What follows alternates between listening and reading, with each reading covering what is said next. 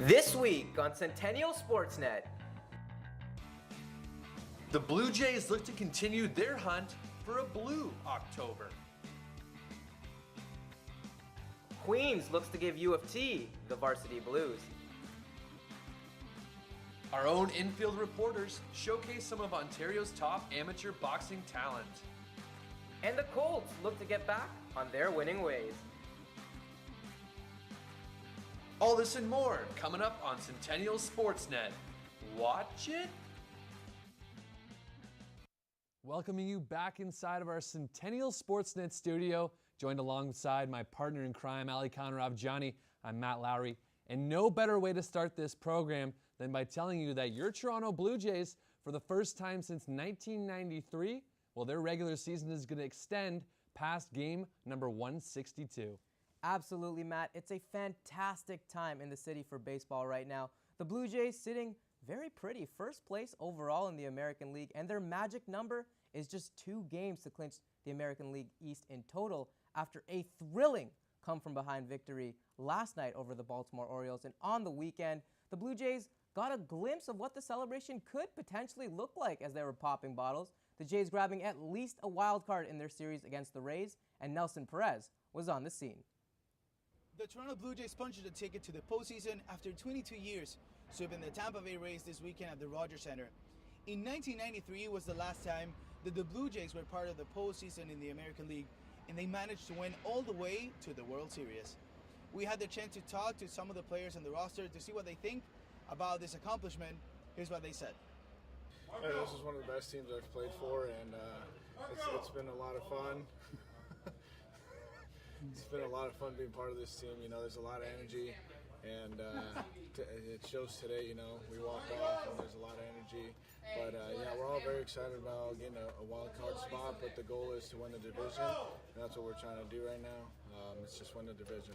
Oh, it's been a lot of fun. You know, I'm glad I got an opportunity to play here, and you know, I took advantage of it. And now, you know, we're looking like we're going to the playoffs. So it's been a lot of fun for me. I'm just glad, you know, I've been able to help out the team, and just trying to give them a chance to win. You know, that's all I'm trying to do out there, and it's been happening. So yeah, I'm proud of myself and this entire team. Oh no, we're really happy and excited about the opportunity that we got right now.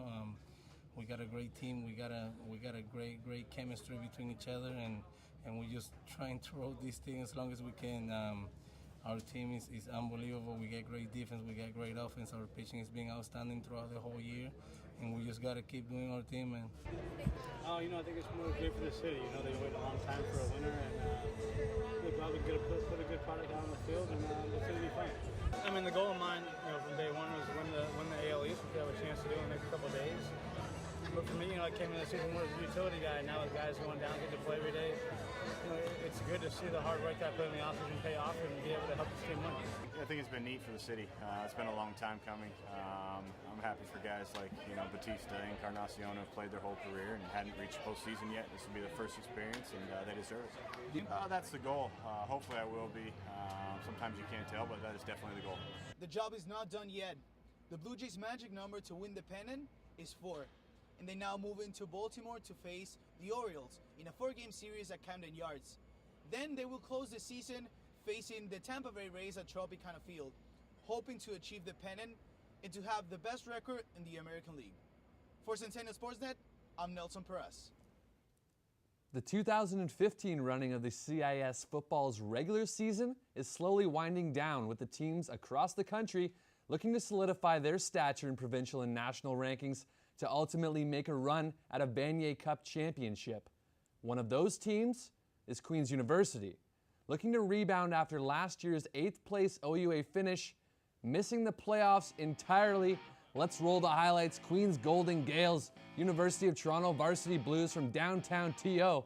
Queen's quarterback Nate Hobbs has been unconscious this season, a shining record of 12 touchdowns and only 2 interceptions. This guy's even got an art major. He'd carve up another masterpiece on the field in this one. Slow start as well. 1-0 Queens in the second quarter when Hobbs on the 6-yard line. He's going to fake and fire to a wide-open Peter Hannon for the major, who goes by the street moniker of Lil Gronk. It's 8-0 Gales, and Hobbs later in the quarter is going to escape the pressure in the pocket at midfield, and heave one downfield to Curtis Carmichael, who's brought down with a 52-yard completion for Hobbs. But the very next play, with Queens threatening on the goal line, Andrews fumbles the ball in the end zone. The Blues would recover. Hobbs, and he's a little upset with himself after that great pass was spoiled. But he might have had a laugh about this. Blues can't even celebrate properly, let alone put a stop to Hobbs. That's Marcus Grandison taken out by his own player. Hobbs would regroup, however. Next series for Queens right before halftime. Almost identical plays. Another bomb downfield. Doug Corby, 54-yard TD reception. Gales up 15-0 at the break, and the Blues honoring their 1965 Vanier Cup championship winning squad. Maybe that fired up the U of T side in the second half as they try to cut into Queens' lead with the help of that man there, Dallin Kaprowski. All right, third quarter, Kaprowski. He's going to take it on the run option for a first down near the red zone. U of T would score a few plays later thanks to that, and more from Kaprowski in the fourth. The McGill-Redmond transfer is going to run it to the pylon from the 5 to bring the Blues within 7 points, but the Gales would put their foot down in the fourth, capped by this Jesse Andrews TD run. Hobbs and company, simply too much to handle for the Blues. They would take it by a count of 37-18, and you see there Nate Hobbs over 400 yards with 2 touchdowns. Jesse Andrews and Devontae Smith on the U of T side, strong in the running game, over 100 yards each. We're going to switch gears to some fisticuffs. Now we all know it was a popular summer in the boxing circle. A couple of the world's most famous stars lined up and squared off at the MGM Grand in Vegas. But no, it wasn't a Pacquiao Mayweather or Lowry Ravjiani that brought the crowd to their feet this weekend. Ontario's best amateur boxers and rising stars showed off their moves for Fight Night 2 at the BattleArts Academy in Mississauga.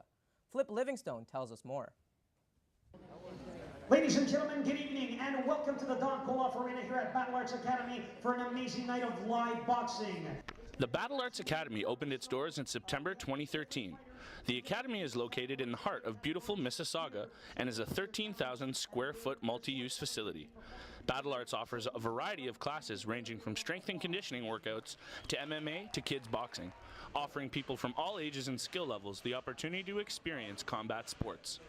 One of the head trainers at BattleArts is Tony Wallace. Now we got a big event tonight, Fight Night 2. Got a boxer, Tristan Brooks, fighting. You want to tell us a little bit about Tristan? Yeah, Tristan's been, training boxing for just over 2 years, and he's doing very well. Very hard trainer. He trains very hard, and he enjoys boxing. Awesome. And an event like a Fight Night tonight, bringing amateur boxing to some light in Ontario. What's that like for the fighters here tonight? Oh, it's very good. It's good exposure. We got a beautiful facility here, nice rings, and for these amateurs to be here with people like yourself, and we videotape the event is a good thing for them all. Tristan relishes the opportunity to not only train and fight, but to pass on his knowledge of the sport to young athletes just getting their start in boxing. Tristan, how's it going, my friend? I'm doing great, getting ready for a fight in the next, 3-4 hours, so I'm feeling good. And I also understand you're involved with coaching the sport as well. Yeah. What's that like for you to coach? Oh man, I love the kids of the sport. That makes me fall in love with the sport even more, is the fact that I can teach my knowledge and let kids know that you can do it, you can make it. We have a kid named Christian Freitas. I call him Christian Pitbull Freitas, but he likes to be called the champ. He's got his fight later on tonight, so stay tuned. So what's it like for you to be able to train at a place like BattleArts, where it really seems like fighters from all walks of life are here to train? It's amazing because you see different faces, different professionals walking in the gym, and you get to explore your expertise.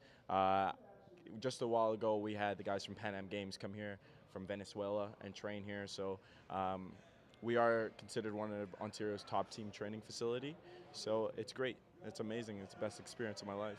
That's awesome, man. Thank you very much, Tristan, for taking the time today, and good luck tonight, man. Yeah, man. Just stop growing, man. Stop growing. Hey, I'll try. That's the Wheaties for you. Back to the desk, guys. For that, Flip. And up next after the break, when Sportsnet continues, men's Centennial Soccer looking to get the win against Algonquin. Alex Lee and Marta Kruk try out for the cricket team. And our own Between the Trenches panel has your fantasy football fix. Stay tuned when we come back. You don't want to miss it.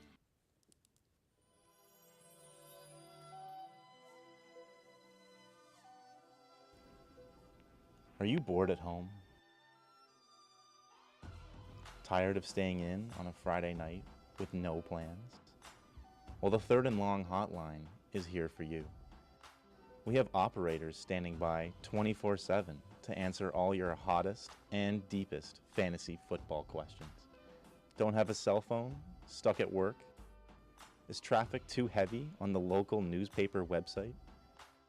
Call our toll-free number. What do you have to lose? Call now. 1-888-555-6969. Our experts can help you determine who to start, sit, stash, or quit. What's your fantasy? Welcome back to the show, everyone. And for all you athletes, whether you're playing house league or in the pros, there's always those games on the calendar that hold a bit of extra incentive and bring out the competitive fire. For the Centennial Colts, their matchup with the Algonquin Thunder was one of those. After falling flat against the reigning OCAA champs by a 6-0 score just 2 weeks ago, the Colts looked for redemption Saturday against the East Division leaders. The Thunder 3-10 entering action, while the Colts are coming off their first win of the season against St. Lawrence Kingston, picked things up right off the opening kick. Centennial playing with the ball in their own zone, and they turn it over. Ball eventually lands on the feet of Hayden Simmons O'Grady. He dribbles by 3 Colts defenders and finishes with the left. Pretty play, and Algonquin goes out in front 1-0. The Colts defense looking to avoid a repeat of the disaster from 2 weeks ago. Later in the half, it's Algonquin's turn to gift wrap a turnover. Yasin Shawan presses triangle and gives Nashawn Campbell the through ball. He goes tic-tac-toe with Gadai Korijimi, and we're all squared at ones. That play was so nice, we'll show it again in super slow-mo. Centennial back on the attack and looking for more. Ikena Kawacha splits the defense and gets in all alone, but his shot is punched away by Thunder keeper Simon Brown. One of his 12 saves on the afternoon. We stay tied up. Algonquin gets it back right there. The ball ricochets to Kieran Spring. He taps it home, and the Thunder strike back in front 2-1. Centennial, though, will not go down without a fight. It's Kawacha stripping the ball from the Algonquin D and gets it to Shawan. Shawan pulls not one, but 2 spectacular moves and gets the ball back to Kawacha. No chance for Simon Brown as Kawacha puts it in. It's 2-all, and that is how this baby ends. Centennial stun the champs and tie with the first place Thunder. Colts move into a 4th place with the Durham Lords. They will take on those same Lords on Saturday. A Centennial win can move them as high as 2nd place in the East Division. It's a sport that's creating many new fans and seemingly growing in popularity each day. I'm talking about cricket. Cricket. And here at Centennial, a budding indoor cricket league has caught the interest of many, including one Centennial Sportsnet reporter. Our own Alex K. Lee has that story and more. The Centennial Colts have representation in a number of competitive sports: basketball, volleyball, soccer. One sport that the Colts are involved in that some people may not know about is cricket. We're here at Progress Campus, the Athletics and Wellness Center, where open tryouts are currently happening to see who will make this year's squad of elite cricketeers, and maybe learn a little bit more about the sport of cricket ourselves. Now, obviously, there's pretty much no difference between outdoor and indoor cricket. It's a completely different game. And we tell this to almost all the guys that come to try out.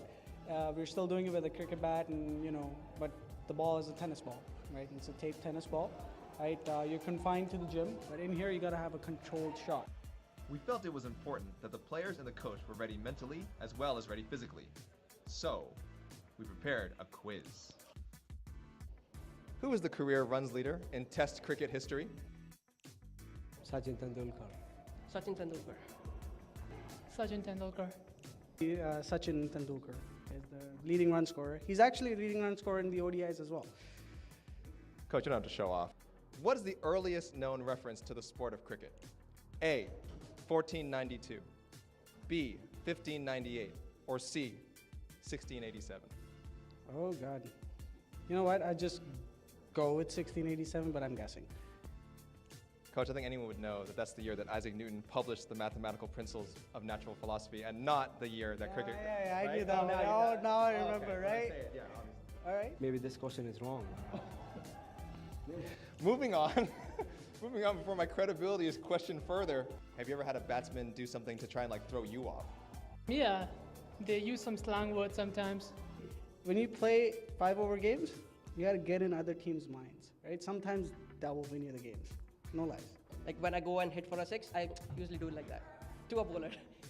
That's my sign of respect. I don't know. Did you see me out there taking some cracks out there? I did. I actually. What do you think my potential is? First of all, you gotta hold it like a cricket bat, right? You went at it like baseball. I mean, you know, you have a thicker blade. It's much easier, man, for you to slam it. But again, this ball will come with a bounce, right? It will not be a ball. You miss it, there's not 1 strike, 2 strike, 3 strikes. You know, you're just gone. Did you see Marta go? Did you see Marta? Oh yeah, she was fantastic. She blew it. She blew it out of proportion. I was telling some of these guys to take notes, and she's actually pretty good. No, cut. That's not. We're just gonna. No, that's not gonna make it in there. He just can't seem to agree that she batted better than him. So I don't know. Why did I give him the microphone? So, as the first round of cricket tryouts winds down, I think it's safe to say that we learned a few things. 1, the basics of cricket and what makes it such an interesting sport. 2, we met some of the potential recruits for this year's Colts Cricketeers. And 3, without a shadow of a doubt, if I applied myself, I could have become an amazing cricket player. For Centennial Sportsnet, Alexander K. Lee.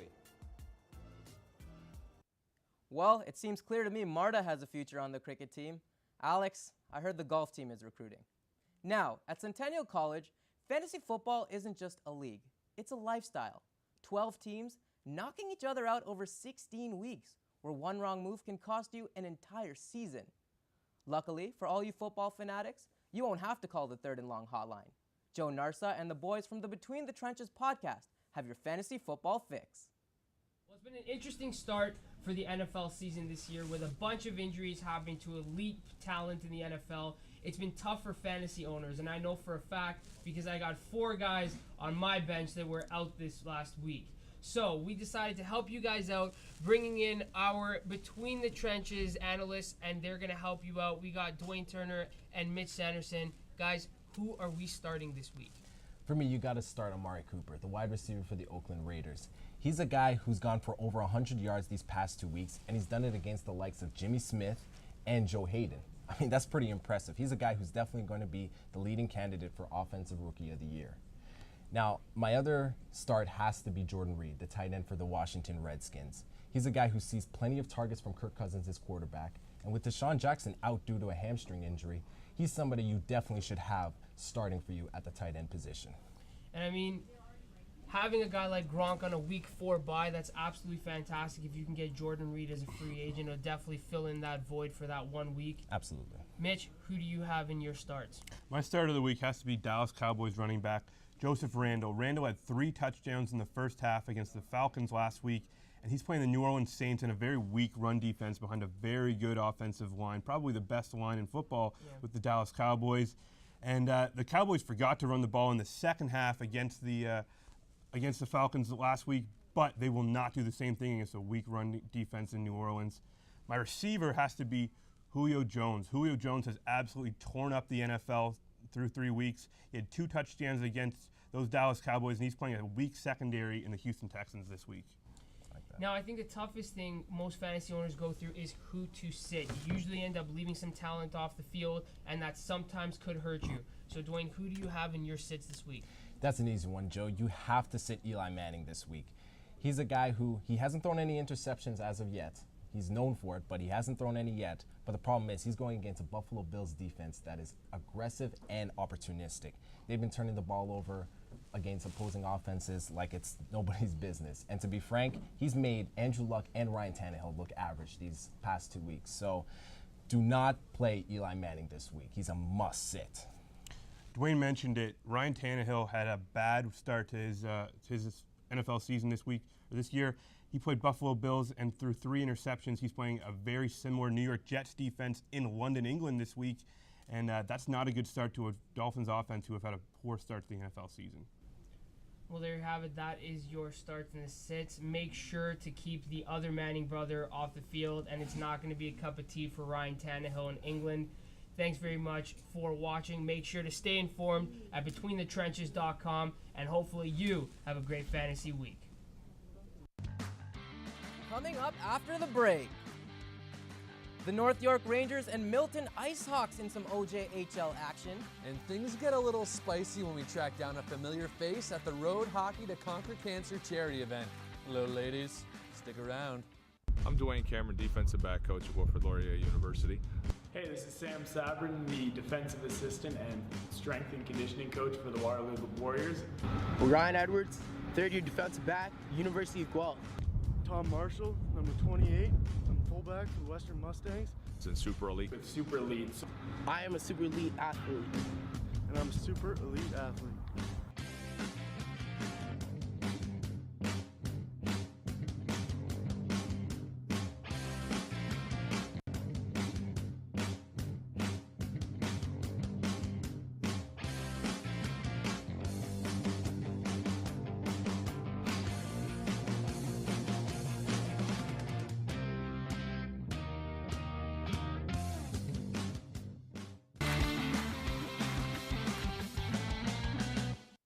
I used to be a fan of Chipotle, the delicious assortment of toppings, the warm environment. You know when I stopped going? When everyone else started eating at Chipotle. The OJHL, unlike one of my former favorite restaurants, is still one of the best kept secrets in hockey. With a wide variety of top talent this province rarely has seen by anyone. Our coverage continued last week with North York taking on Milton, Rangers, IceHawks, Ontario Junior Hockey League, catch the fever. In the early goings of this one, Milton tender Marcus Semiow is going to come way out of his crease to play the loose puck off the boards. Survey says nope. Nick Zanette would pick the puck up off the glass and buries it into the yawning cage. 1-0 Rangers, and Zanette wasn't done. Just before the end of the first, another Milton turnover in their own end. Zanette would pick it up in the neutral zone from the top of the circle, unleashes a clapper. Yeah, you heard that. Over the shoulder of Semiow, barred down. It's 2-0 North York after 20 minutes, and they would keep pouring it on in the second. Rangers got chalk with the breakaway, but Semiow gets a little help from the iron. Gotta be good to be lucky, I guess. Pressure would keep coming from North York. Another breakaway for the Rangers, but Semiow flashing the leather on multiple occasions. And then after a great cross-ice dish in front, Semiow responds again. He'd make 47 saves in this one. But Milton would lose their focus later in the second period, taking a careless boarding penalty in the corner. North York would finally make the IceHawks pay for their transgressions on the power play. It's Gottschalk getting a piece of the point shot in front. 3-0 North York, and they would ground the IceHawks 4-0. Rangers goalie Gianluca Baghetta, no thank you, I'm full, was stellar in this one, earns the shutout with the 30-save performance. Notables as well as the net with the 2-goal performance. Next game for Milton comes in Buffalo, and for North York, well, they're heading to Orangeville. Sticking with puck, and for the last 5 years, the Road Hockey to Conquer Cancer tournament has been a special experience for all those taking part. Adding $2.4 million in fundraising this year, the tournament has raised over $10 million for cancer research, with all funds going to the Princess Margaret Hospital. The day-long event features hundreds of road hockey games, musical acts, celebrity appearances, and activities for the whole family. Our Dwayne Turner and Nate Metzner were live on location. Every 3 minutes, another Canadian is diagnosed with cancer. That is why the mantra of the day at Saturday's Road Hockey to Conquer Cancer at the Woodbine Racetrack was Game On, Cancer. And for the Vice President of Business Development for the Princess Margaret Hospital Foundation, Steve Merker, coming together is the main theme. Well, you know what? It means a lot of things. I mean, we're celebrating today the $2.4 million we raised, and there's 1,500 players. But most importantly, this is an outlet for a lot of people who are feel like they're helpless when it comes to cancer, and they want to do something. And when you see 1,500 guys and gals out here playing for someone special, that's what it's all about to me. Like, this is a meaningful outlet for people to feel like they're doing something about cancer. Not only was the turnout for the event's 5th year amazing, but they also managed to break the Guinness World Record for the most money raised for a charity in a street hockey championship. and even the celebrities were in full bloom during the historic event. Wow, you know, it means giving back, you know, getting in touch with other people, having some fun, and most important, game on for cancer. Well, it means a lot to a lot of people. My wife Wendy died of colon cancer a number of years ago, but more importantly, Princess Margaret. We raised a lot of money for research to help the doctors do what they can do, and everybody here is representing somebody who they know who has cancer. So we all love playing ball hockey, street hockey, road hockey, and it's beautiful weather, and combined with everybody, we all win, and everybody benefits from it. So I'm here just having a good time. Despite the fun in having celebrities present, it was thanks to the 150 teams that participated that allowed the charity to raise $2.4 million, which fully benefits the Princess Margaret Hospital Foundation. Cancer is a disease that has touched far too many people, and oftentimes the people closest to us. It's a great event. They raised, I think, $2.4 million today. Had a couple of people in my life that have had cancer, survived, and passed away from cancer, so it's great to raise money and get awareness out and have everybody show up here. It's just great. Every year I say, oh, I can't do this again with the fundraising. It's very hard to fundraise. Everybody is looking for money. But when I arrive, I think I'm doing this again next year. It's a great motivation. My brother has cancer currently. My wife's lost her brother and sister to a brain tumor. So I've been part of this for 5 years, and if it goes on for another 25 years, I'll be here. The Road Hockey to Conquer Cancer event has raised more money than it ever has in its 5-year inception. And if today's turnout is any indication, it's only getting started. Cancer doesn't discriminate, and it's great to see people of all ages and of all ethnicities support such an incredible event. Reporting live for Nate and myself, Dwayne, Centennial Sportsnet. Now, Matt, while there's been a lot of talk about the Toronto Blue Jays and the magical season that they've had, the Toronto Maple Leafs are actually opening up their season soon, and they had a pretty big offseason and look to turn some heads and surprise some people. I gotta tell you, AK, for me personally, I'm all in. I say the Leafs squeak into the playoff race. Of course, getting Coach Babcock in the offseason. Much fanfare about that deal. Lou Lamoriello also joining the front office. So the pieces are in place to have a winning team. Of course, those guys cannot put the puck in the net for them, but with additions like William Nylander coming up the ranks and Nick Spaulding, only time will tell what the Leafs will do this season. It's going to be a lot of fun to watch. But we're out of time for this episode of Centennial Sportsnet. Music's playing. We'll see you next week.